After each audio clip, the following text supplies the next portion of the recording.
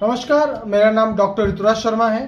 आज हम आपको ऐसे पेशेंट से मिलाते हैं जिसकी पिंडलियों में काफ़ी समस्या दर्द था, काफ मसल्स में काफ़ी समस्या दर्द था और बैक पेन था। जगह जगह ट्रीटमेंट कराया लेकिन उन्हें कोई फ़ायदा नहीं मिला। यहाँ पे 5 दिन से ट्रीटमेंट करा रहे हैं, काफ़ी अच्छा उनको असर है। यदि किसी को इस तरह की परेशानी हो तो हमसे संपर्क कर सकता है। नीचे मोबाइल नंबर है, आप हमें लाइक करें, सब्सक्राइब करें और जिनको परेशानी हो उनको इस वीडियो को शेयर करें।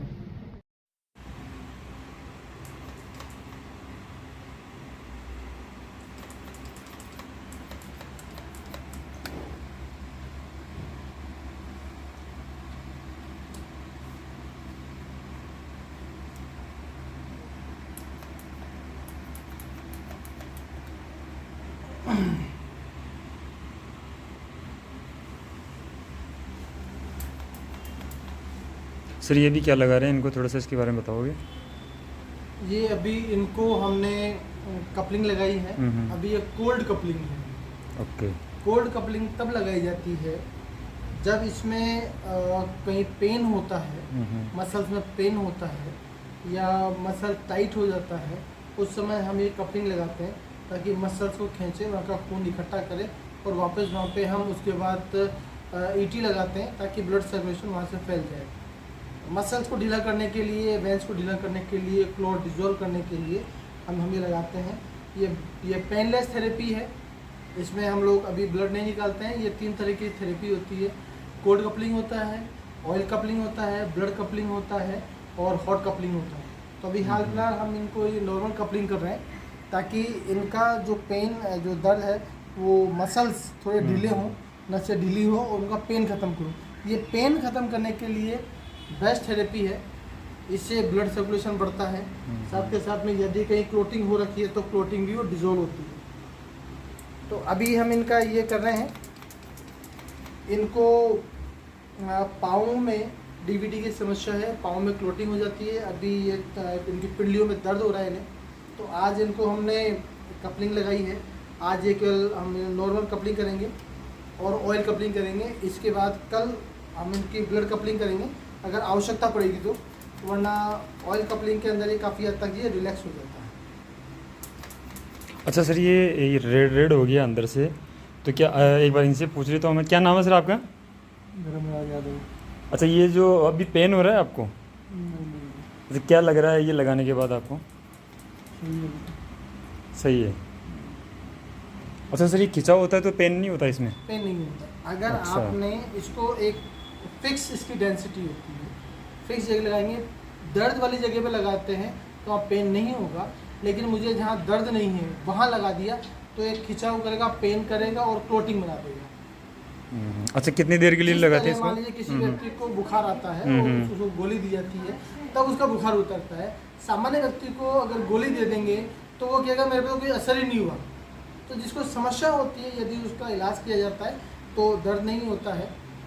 ये ब्लड कपलिंग में न तो ब्लड कपलिंग में दर्द होता है, न इसमें कोल्ड कपलिंग में दर्द होता है, न किसी और तरह की कपलिंग में दर्द होता है। जैसे जैसे लगेगा उस दर्द से राहत मिलती है, इसलिए कपलिंग लगाई जाती है। अभी केवल कोल्ड कपलिंग है, बाद में इसके अकॉर्डिंग ऑयल कपलिंग और दूसरी कपलिंग भी इसमें लगाई जाएगी।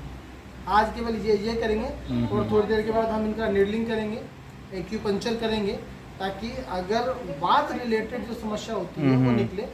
बॉडी में पेन कब क्रिएट होता है? जब बॉडी में वात की समस्या ज़्यादा हो जाती है। बॉडी में कहीं पर भी पेन है, इसका मतलब बॉडी में वात है और उस वात को जब हम खत्म करते हैं तभी हमारी बॉडी का पेन खत्म होता है। तो अभी हम पहले इनका इकट्ठा कर रहे हैं, ये मसल्स को इकट्ठा करेंगे, उसको लगेगा तो फिर इसकी कपलिंग करेंगे और इसको अभी नीडलिंग करेंगे थोड़ी देर में। अच्छा, कितनी देर के लिए रहता है सर ये? टाइमिंग क्या रहती है इसकी अंदर? बॉडी टू बॉडी डिपेंड करता है। जब ये अपने अच्छा। आप ये जगह छोड़ देगा, ओके, अपने आप ये जगह छोड़ देता है तो उसके अकॉर्डिंग हम करते हैं। जहाँ भी पेन रिलीज हो जाता है वो जगह जैसे सॉफ्ट हो जाती है तो अपने आप छूट जाता है। कई जगह जहाँ मसल्स आपके टाइट होते हैं तो इसको खींच के सॉरी जो खींच के भी हटाना पड़ता है।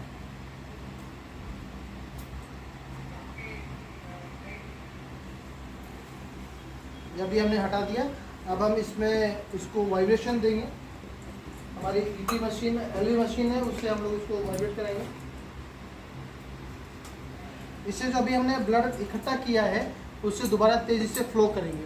ये लगा, ये जैसे जैसे हम इसे फ्लो करेंगे यहाँ से इसका स्पीड बढ़ेगी, धीरे धीरे इनका जो पेन है वो इनका पेन खत्म हो जाएगा।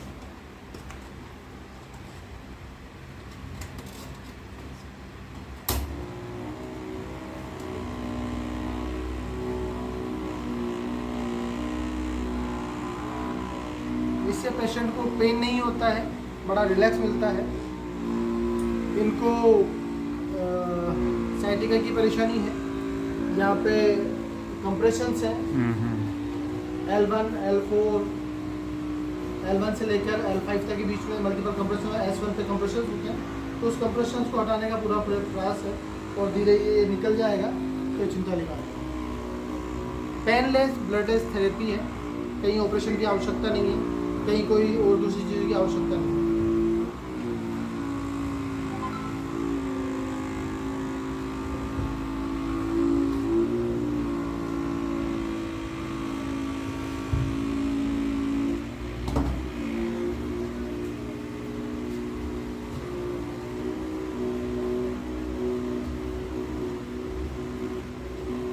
थोड़ी देर के बाद हम निडलिंग करेंगे, एक्यूपंक्चर इस पे करेंगे और उससे इनको काफ़ी राहत मिलेगी।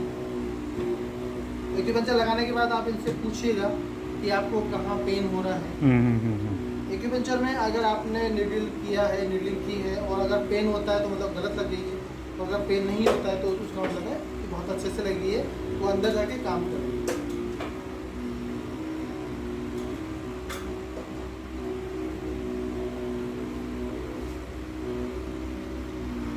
अच्छा, इनको एक तो साइटिका की प्रॉब्लम है और क्या बताया था आपने यहाँ पर?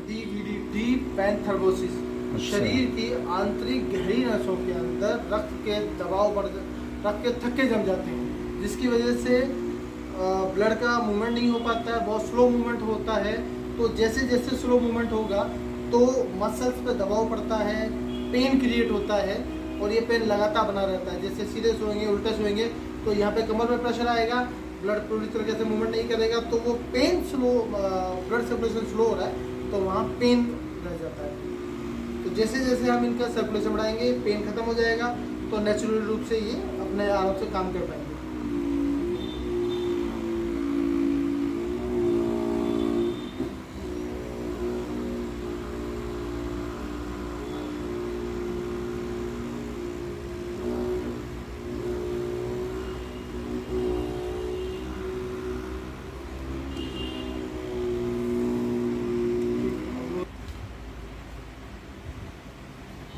अब इनको सर्कुलेशन बढ़ाने के बाद अब इनको हम निडलिंग करेंगे।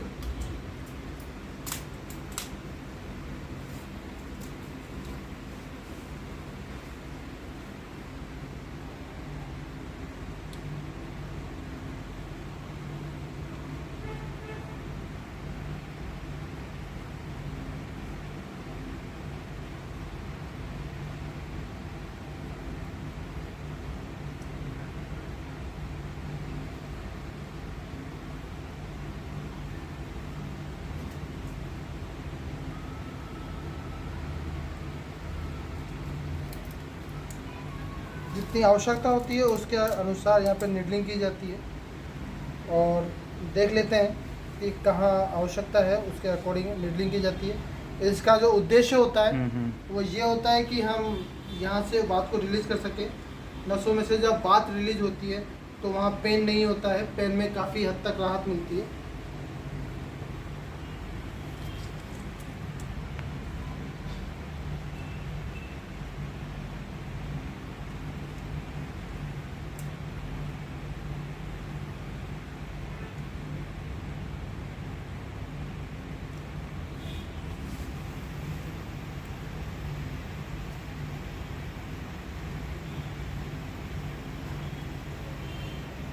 अब आप इनसे पूछेंगे एक बार कि हमने जो 4 नीडल लगाई है उनमें से इनको कितनी महसूस हो रही है। अच्छा सर, आप बताओगे कुछ एहसास हुआ आपको निडलिंग लगाई है सर ने? नहीं। हल्का सा कुछ या नहीं। कुछ भी नहीं हुआ? कितनी आपको कितनी नीडल महसूस हो रही है कि आपके पाँव में कितनी नीडल लगी हुई है? कुछ भी नहीं हो रहा। अच्छा, आपको कुछ भी एहसास नहीं है? नीडल वहाँ से हटा दी है। ओके। एक बार आप इनका पाँव दिखाएंगे कि निडल अपन ने ये कह रहे हैं इनकी कि निडल लगी हुई है सर, बिल्कुल लगी हुई है। और अभी इनको एहसास भी नहीं है कि हमने निडल लगी। अगर ये सही लगी हुई है तो आपको पेन नहीं होगा, और अगर गलत लग गई है तो आपको पेन होता है।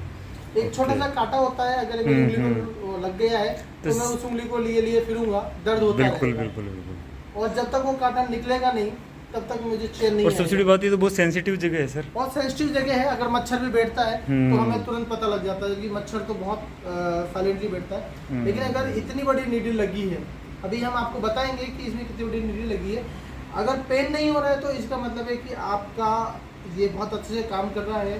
कंसेप्ट ये होता है कि ब्रेन से जो इलेक्ट्रिक सिग्नल है वो इस हिस्से पे आएगा, और यहाँ ब्रेन पूरी ताकत लगाएगा इस हिस्से को सर्कुलेट करने में, यहाँ से ब्लड सर्कुलेशन बढ़ाने में। यहाँ पर न्यूरोटिकल एक्शन, जो हम कह सकते हैं न्यूरोटिकल एक्टिविटी यहाँ बढ़ा देगा, और ये हिस्सा तुरंत हील करना स्टार्ट कर देगा। ब्रेन हमारा बहुत ताकतवर चीज़ है।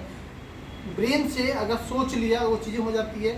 ब्रेन ने अगर ये मान लिया कि यहाँ पर मुझे ठीक करना है तो पूरी ताकत, पूरा न्यूरोटिकल स्ट्रक्चर, पूरा न्यूरोटिकल सिस्टम यहाँ लगाएगा और पाँव पे पूरा प्रेशर क्रिएट करेगा, और यहाँ पर एक्स्ट्रा जो ब्रेन को चाहिए वो यहाँ एक्टिविटी क्रिएट करेगा, और यहाँ से क्लोटिंग डिसॉल्व कर देगा।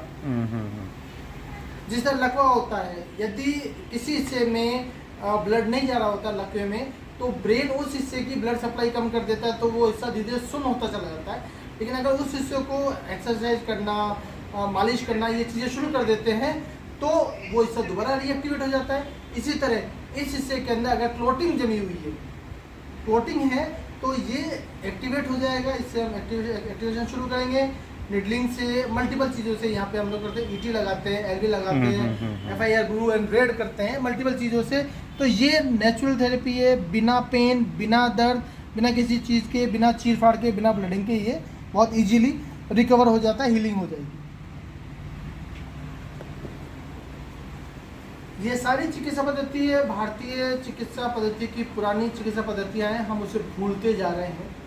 दूसरे लोगों ने, दूसरे देशों ने इसे अप्लाई कर लिया है, इसे अपना लिया है, लेकिन हम अपनी चीज़ों को भूलते जा रहे हैं। हम अपनी चीज़ों को भूलते जा रहे हैं, और हमें अपनी चीज़ों को याद रखना चाहिए। हम उस संस्कृति से संबंध रखते हैं जहाँ पे केवल आशीर्वाद देकर बड़े से बड़े रोग को ठीक किया जा सकता है। बिल्कुल सही, बिल्कुल सही बात है सर। केवल अगर किसी व्यक्ति ने, किसी साधु महात्मा ने एक चूटी आपको राख दे दी है, उससे वो ट्रीटमेंट कर सकते हैं। एक केवल आशीर्वाद दे दिया, उससे बड़े से बड़े रोगी को ठीक कर सकते हैं। मृत्यु शैया पर लेटे हुए मृत्यु प्राप्त व्यक्ति को भी यदि वो जीवन दान दे सकते हैं, तो भारतीय चिकित्सा पद्धति में है। लेकिन आवश्यकता इस चीज़ की है कि हम उस पद्धति को, अपने चीज़ों को समझें। जो समझ पाएगा वो अपने आप को हील कर पाएगा, जो नहीं समझ पाएगा आप देख ही लें। जिंदगी भर गोलियां लेते रहिए, जिंदगी भर दवाई लेते रहिए, लेकिन हम ठीक नहीं हो पाते। ये चिकित्सा पद्धति आपको मूल रूप से ठीक करती है। सो आयुर्वेद को अपनाएं, भारतीय चिकित्सा पद्धति की पुरानी और प्राचीनतम पद्धति को अपनाएं, बिल्कुल ठीक होंगे, स्वस्थ होंगे। वीडियो को पूरा देखने के लिए आपका धन्यवाद। अगर आप चाहते हैं इसी तरह के अच्छे और बेहतरीन वीडियो आपको मिले तो आप हमें लाइक करें, सब्सक्राइब करें और बेल आइकन को जरूर दबा दें। धन्यवाद।